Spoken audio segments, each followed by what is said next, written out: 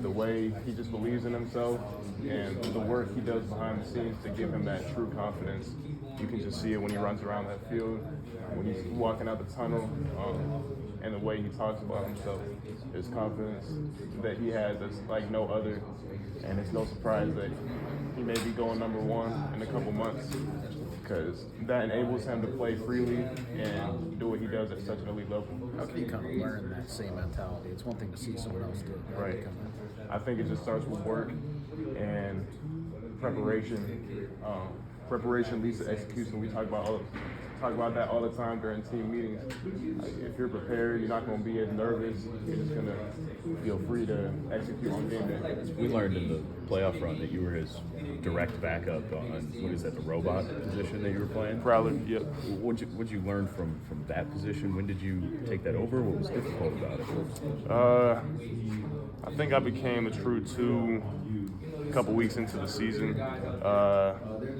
What I learned from it, it's just a great opportunity being for kind of like a speed rushing defensive end or a linebacker to blitz on third downs. That's exactly where you want to be. Showcase some versatility.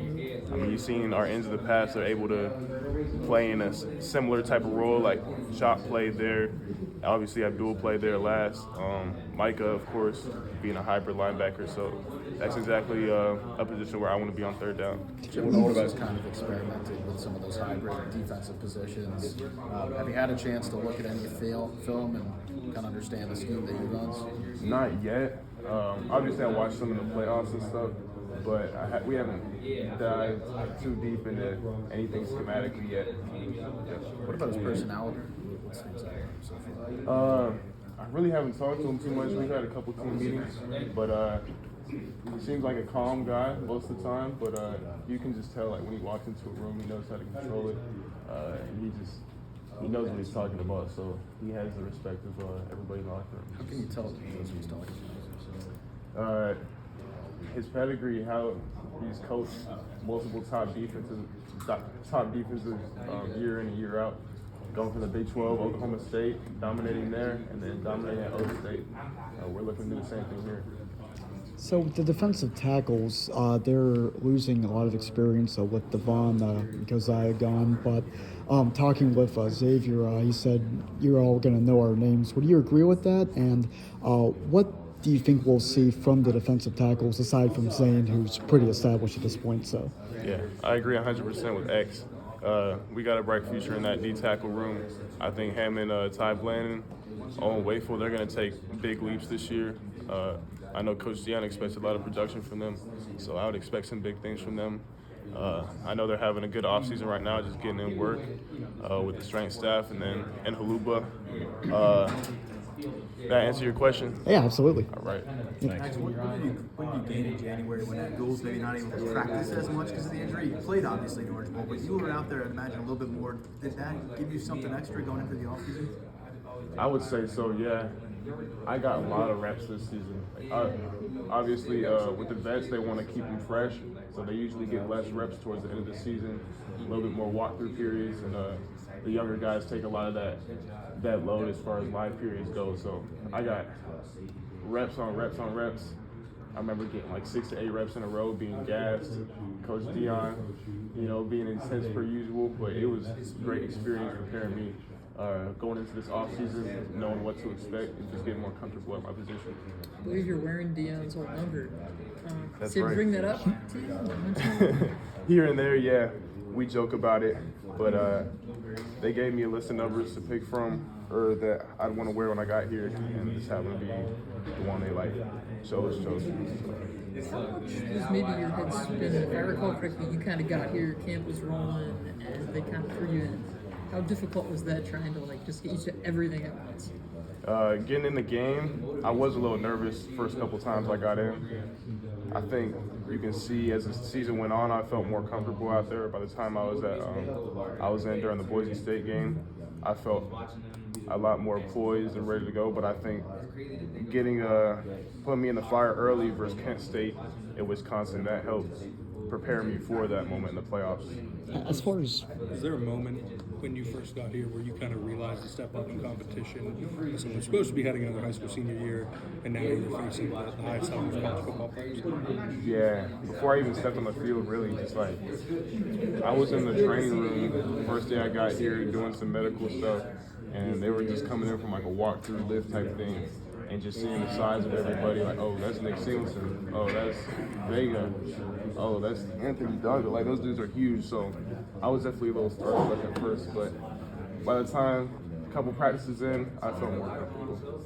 Did you have any kind of graduation ceremony? Are you going back home for any kind of thing, or were you just like, bye? No graduation ceremony. There's been talks about me going back for prom during the spring, but that's kind of far-fetched. We'll see. But I always see my boys from high school when I have the chance to fly back. do you ever get like good-natured teasing from the veteran guys because you are so young? Yeah, all the time, especially Schmitty. Schmitty loves messing with the young dudes. We always call him like Unk and mess with him for being here for so long. But it's all love. Like the D-line room is hilarious. A pretty good bond in that room. What's it mean to get him back as a year 7 guy? Oh man, I was very excited when I heard the news. He's just a great teammate. Somebody that you just love to have on the team. Same thing with Amin. I wish Amin was able to come back. I'm pretty sure he's not. I haven't heard anything for sure, but I'm so grateful for my time with those vets. All of them made a huge impact on me. What or who helped you make that transition when you came in so young? A lot of like just the staff making sure I was good, constantly checking up on me. Like, if you need anything, Coach T, my strength coach, specifically for my position, he helped me in the weight room as far as getting my strength up. Coach Dion, Coach Torrance played a huge role in helping me remember my plays and all of that. What about off the field? I mean, you're a college student, a year sooner than most people are. A lot of my teammates helped me out with that, and then Lauren Geppert. But if I had a question about classes, anything like that, we have great resources in the MAC. But yeah, my teammates did a great job. Just like let me know how things roll around here. How old are you, Max?